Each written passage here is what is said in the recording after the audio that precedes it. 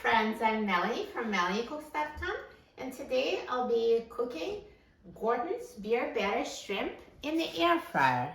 So all we need is a package of this frozen beer battered shrimp and an air fryer. So let's take out the air fryer basket. I'm going to open a package of shrimp.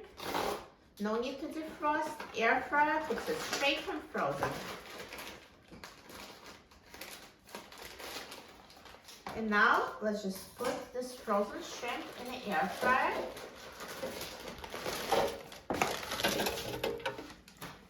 And put it in a single layer.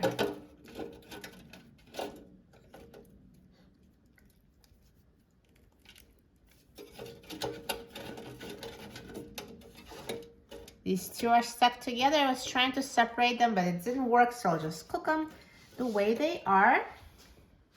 Here you go. So now let's put the air fryer basket in the air fryer, and I'm going to set the temperature to 400 degrees Fahrenheit, and I will set the time to 10 minutes.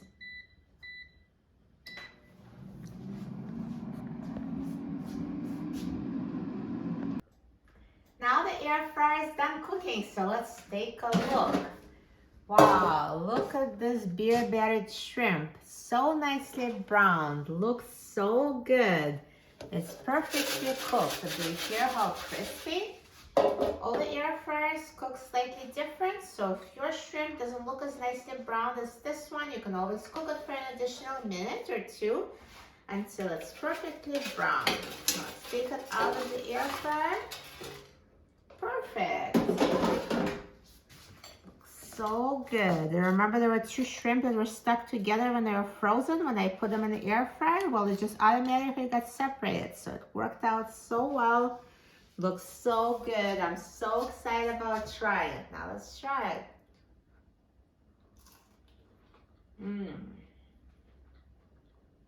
So good.